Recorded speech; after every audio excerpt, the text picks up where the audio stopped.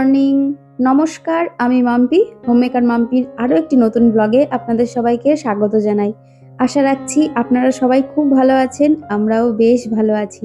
তো আবারও চলে এসেছি নতুন একটা ভিডিও নিয়ে। আশা রাখছি ভিডিওটি আপনাদের খুব ভালো লাগবে। আজ হচ্ছে শুক্রবার আর এখন বাজে সকাল 8টা। আর এখন থেকেই আপনাদেরকে সঙ্গে নিয়ে ভিডিওটি শুরু করলাম। যদিও ঘুম থেকে উঠেছি অনেকক্ষণই হয়ে গেল, আর ইদানিং না সকালবেলাটা বেশ ঠান্ডা লাগে। যাই হোক, ঘুম থেকে উঠে ফ্রেশ হয়ে চেঞ্জ করে গিয়েছিলাম ছাদে। ছাদে যেয়ে এখনও সেভাবে রোদটা ওঠেনি, তবে গাছগুলোতে জল দিয়ে তারপরে এই যে নিচে এসে আমার ব্যালকনিতে যে গাছগুলো থাকে সেই গাছগুলোতে একটু জল দিলাম। ওদিকে বিজয় তো আমার সঙ্গেই অনেকক্ষণ আগেই উঠে পড়েছে, তবে বাবু শুয়েই ছিল। ওকে ডাক দিলাম, ও ফ্রেশ হতে গিয়েছে। আসলে আজকে সকালে একটু লেট থেকেই ওদের পড়া রয়েছে। 9টার থেকে ওদের স্যার এক্সাম নেবে বলেছে ব্যাচে, সেই কারণে 9টার থেকে পড়তে যাওয়ার কথা রয়েছে, তাই সকালে একটু লেট করে উঠলো। ওদিকে বিজয় ফ্রেশ হয়ে গেছে, আর আমাদের দুজনার জন্য 2 কাপ গরমা গরম চা করে নিয়েছি। এখন যেহেতু বেশ হালকা একটা ঠান্ডা পড়ে গেছে, আর এরকম ঠান্ডা ঠান্ডা শীতের ওয়েদারে সকালবেলায় গরমা গরম 1 কাপ চা হলে মন আর শরীর দুটোই সতেজ হয়ে যায়। সকালবেলায় এরকম গরমা গরম 1 কাপ চা খেলে দেখবেন কাজের এনার্জিও চলে আসে, আর ঠান্ডাটাও না অনেকটা কেটে যায়। যাই হোক, আমার মতো চা প্রেমিক মানুষের কাছে আপনারা চায়ের সম্বন্ধে অনেক কিছুই শুনতে পাবেন, সেসব বাদ দিন। যাই হোক, এদিকে আমার চা হয়ে গেছে। আমি চায়ের সঙ্গে একটু শুকনো মুড়ি নেব, আর বিজয়কে একটা বিস্কিট দিয়েছি। তো চলুন চা খেয়ে নিই। ওদিকে চা খেয়ে মন প্রাণ জুড়িয়ে শরীরে ফুর্তি নিয়ে এসে সোজা কাজে হাত দিয়ে দিয়েছি। সকালে সবার প্রথমে থাকে বিছানাটা গোছানোর কাজ, তো সেটাই করতে চলে এসেছি। আর এই যে শীত পড়ছে, শীত পড়লেই বিছানার মধ্যে শুধু বালিশ না, তার পাশাপাশি আরও 2-3টে আনুষঙ্গিক জিনিস থাকবেই থাকবে। তো যাই হোক, এই যে পাতলা ব্ল্যাঙ্কেটটা রয়েছে, এটা আমাদের 12 মাসই লাগে। এসি চললেও লাগে, আর এখন তো খুব বেশি ঠান্ডা নেই, তবে না সকালের দিকে কিন্তু ভোরের দিকে বেশ ঠান্ডা লাগে। তবে আমরা এখনো কিন্তু ওই বড় বড় লেপ কম্বলগুলো এখনো আলমারি থেকে বের করিনি। তবে 2-1 দিনের মধ্যেই হয়তো বের করতে হবে, কারণ এবারও যেন মনে হচ্ছে শীতটা একটু তাড়াতাড়িই চলে এলো। আজ হচ্ছে 14ই নভেম্বর। আজ থেকে ঠিক 2 বছর আগে 12ই নভেম্বরের দিনকে আমি আমার প্রথম ইউটিউবে ভিডিও আপলোড করেছিলাম।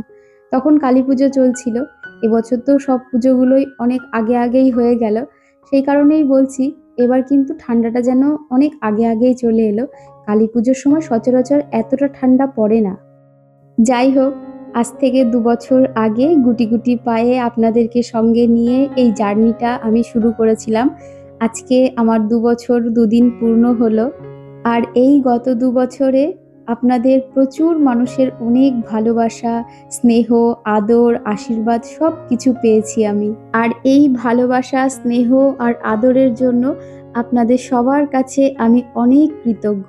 কতবার কত কারণবশত আমার ভিডিও দেওয়া বন্ধ হয়ে গেছিল, তা সত্ত্বেও পুনরায় আবার যখন ভিডিও দেওয়া শুরু করেছি, একই রকমভাবে হাত বাড়িয়ে আপনারা সেম ভালোবাসা দিয়ে গেছেন। জানি না আগামী দিনগুলো একই রকম আপনাদের ভালোবাসা ধরে রাখতে পারবো কি পারবো না, তবে অবশ্যই চেষ্টা তো করবই। এদিকে চলে এসেছি সকালের ব্রেকফাস্ট বানাতে, আর আজকের ব্রেকফাস্টে বানাবো হচ্ছে দিসানোর ফুসলি পাস্তা। এটা 100% ডুরুম হুইট সেমোলিনা পাস্তা, মানে আটা আর সুজি দিয়ে তৈরি করা। এর মধ্যে কোনো আর্টিফিশিয়াল কালার, ফ্লেভার কোনো কিছু নেই। 0 কোলেস্ট্রল, 0 ট্রান্স ফ্যাট, মানে কোনো খারাপ কোনো কিছুই নেই, যে কারণে এটা প্রতিদিনও খাওয়া যেতে পারে। খুব স্বাস্থ্যকর একটা খাবার বলতেই পারেন। সচরাচর আমাদের বাড়িতে এইভাবেই করা হয়, কারণ এইভাবেই আমরা সবাই খেতে ভীষণ পছন্দ করি। মেনলি এখন বাবু পড়তে যাবে, তো সেই জন্য ও এখন পড়তে গেলে অনেকটাই পরে আসবে, 11টার সময় পরে আসবে, তাই ভাবলাম একটু পাস্তা করে দিই। আর এত সকালবেলায় বেশি সস টস দিয়ে বা অন্যরকমভাবে করার থেকে এরকম ঘরোয়া সিম্পলভাবে, মানে ওই বাঙালি মতে পাস্তাটাই না বেশি হেলদি হয়, স্বাস্থ্যকর বলতে পারেন। মানে খুব একটা সমস্যা হবে না সকালবেলায় এগুলো খেলে। তো সেই কারণেই বাবুকে এইভাবেই করে দিই। তো এদিকে আমার পাস্তা রেডি হয়ে গেছে, চলুন ছেলেকে দিয়ে আসি, ও খেয়ে পড়তে যাবে। ওদিকে বাবুকে পড়তে দিয়ে বিজয় ফেরার পথে একটু চিকেন নিয়ে এসেছে। অনেক দিনই চিকেন খাওয়া হয় না, বাবু বলছিল মা আজকে একটু চিকেন খেতে ইচ্ছা করছে, তো সেই জন্য চিকেন করব। তবে আজকে চিকেনটা একটু অন্যরকমভাবে করব। কীরকমভাবে করব, মানে অন্যরকম বলতে খুব একটা অন্যরকম না, তবে আজকে একটু সবজি দেবো।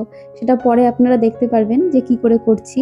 তো নর্মালি যেরকম মাংস কষাই সেইভাবেই মাংস কষিয়ে পরে একটু গাজর, আলু আর পেঁপে দেবো, যাতে একটু স্বাস্থ্যকর হয় আর কি। তো চলুন চিকেনটা রান্না হতে হতে ততক্ষণ কিছু কমেন্ট করে নেওয়া যাক।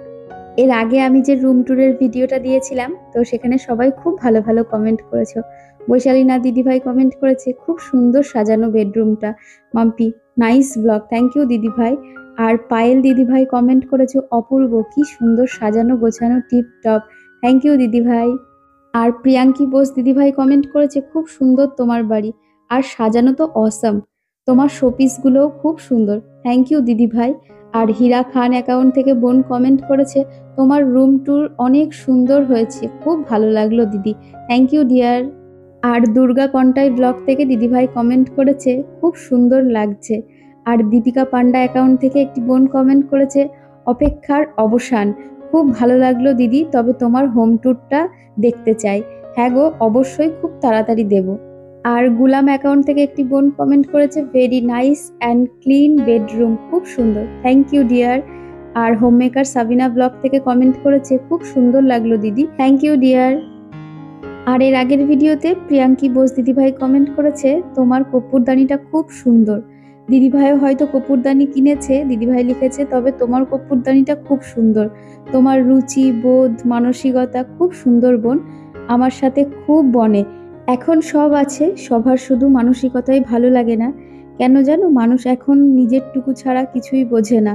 আগে আমরা ছোট ছিলাম, তখন বিকেলে খেলাধুলো করেছি, গল্প করেছি, আর এখন আমরা নিরাপত্তায় নেই, তাই ছেলে বলো মেয়ে বলো সবাইকেই আগলে রাখি। অনেক অনেক বকবক করলাম, ভালো থেকো সবাইকে নিয়ে। সে কি আর বলতে দিদি ভাই, জানি না সমাজের বিকাশ হচ্ছে না বিনাশ হচ্ছে, এইসব বিষয়ে অনেক কথা বলতে ইচ্ছা করে, তবে সত্যি কথা বলতে সোশ্যাল মিডিয়াতে এরকমভাবে ওপেন বলতেও পারি না, কারণ পরিবেশটা কীরকম তোমরা খুব ভালো করেই জানো। অনেক দিন আগের একটি ভিডিওতে মেয়েদের নিরাপত্তা নিয়ে আর মেয়েদের স্বাধীনতা নিয়ে একটা কথা বলেছিলাম, তো সেখান থেকেই একটা মহিলা উঠে এসে এমন এমন কথা বলছিল, সে মনে হচ্ছিল যেন কোথাও একটা বক্তৃতা মঞ্চে বক্তৃতা দিতে এসছে। আর সেই সময়েই আরজি করের ওই কাণ্ডটা হয়েছিল, সে বলেছিল মেয়েরা নিজেরাই নিজেদেরকে প্রোটেক্ট করতে পারলে কারোর প্রয়োজন পড়ে না, রাস্তাঘাটে আমরা এত চলাফেরা করি, কই আমাদের তো কখনো কিছু হয়নি। সত্যি কথা বলতে খুব উপযুক্ত উত্তর আমি তাকে দিতে পারতাম, তবে মাঝে মাঝে ইচ্ছা হয় না, যারা বুঝতে চায় না বা যারা শুনতে চায় না তাদেরকে বলা বা শোনানো একদমই বৃথা। যারা আমাদেরকে নিরাপত্তা দেবে তারাই যদি বলে রাত্রির 12টার পর মেয়েরা বাড়ির বাইরে কেন বেরোবে, তো সেইখানটায় দাঁড়িয়ে তো নিরাপত্তার কথা ভাবাও দুষ্কর বিষয়। যাই হোক, অনেক কথাই বলে ফেললাম, জানি না কতটুকু বলা দরকার ছিল আর কতটুকু বলা দরকার ছিল না। সত্যি কথা বলতে বাড়ির লোকগুলোই বলে যে এত এইসব কিছু বলার দরকার নেই, যে কারণে চুপই থাকি আমি। যাই হোক, এদিকে কথা বলতে বলতে আমার রান্না তো হয়ে গেছে, এদিকে এই যে বিজয়ের ভাতটা বেড়ে দিয়েছি, ও খেয়ে এখন বেরোবে। এখন খুব একটা বেশি বাজে না, ওই 10:30 মতো বাজে। আর আজকে চিকেনটা খেতে কিন্তু খুব ভালো হয়েছিল, যদিও এইভাবে এর আগেও রান্না করেছিলাম, তবে অনেকদিন পর আজকে আবার করলাম। সত্যি বলতে এই গাজর টাজর পাওয়া যায় তো, শীতের সময়ই ভালো লাগে, এর মধ্যে বিনস দিলেও আরও ভালো লাগে। তো আমার কাছে যেগুলো ছিল সেগুলো দিয়েই করেছি। তো চলুন, ভিডিওটা আর বেশি বড় করব না। আর আজকের ভিডিওটা আপনাদের কেমন লাগলো অবশ্যই কমেন্ট করে জানাবেন। ভালো লাগলে একটি লাইক করবেন, আর যারা নতুন বন্ধুরা আছেন সাবস্ক্রাইব করে আমার পাশে থাকতে পারেন। আবারও দেখা হবে নতুন কোনো ভিডিও নিয়ে, ততক্ষণ সুস্থ থাকবেন, ভালো থাকবেন, টাটা।